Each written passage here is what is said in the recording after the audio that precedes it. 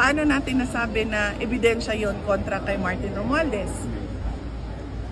Dahil pagdaan sa House, lumobo yung pera, lumaki yung budget galing sa NEP. O so, sino ba ang mag-uutos nun? Yung mga congressman na kung saan-saan lang? Siyempre yung leader, yung speaker. Pangalawa, sinabi ko na at sinabi namin during a cabinet meeting nung ako ay nasa Department of Education, nahihirapan kami kasi kinuha ang school building program ng opisina ng speaker at chinap-chap nila yung school building program, pinamimigay nila sa mga kaalyado nila o gusto nilang tulungan ng mga congressman. Noon pa, alam na niya. O kung hindi man niya alam, basahin niya ang 2025 budget. At doon siya magsimula, magtanong, mag-imbestiga. Kung sinasabi niya na hanggang ngayon ay wala pang ebidensya, ibig sabihin, wala siyang ginagawa.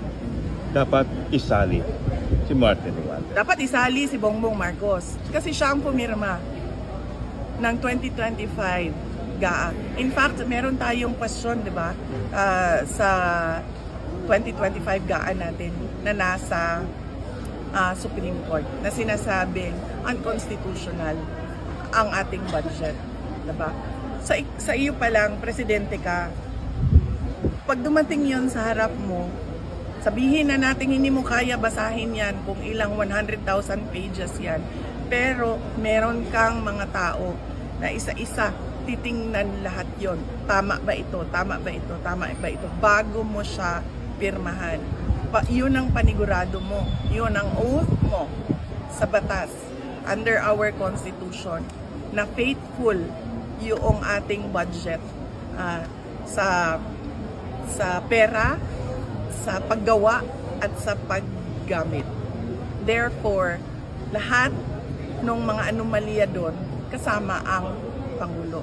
Kasi naging batas lang naman yon dahil sa pirma niya eh. Kung hindi niya pinirmahan yon, hindi naging batas yon, hindi magagamit yung pera, hindi lalabas yung pera. Isali sa makukulong vice bago magpasko. Oo, pwede na niyang ikulong ang sarili niya. Aminin na niya na ano talaga, meron siyang pagkukulang.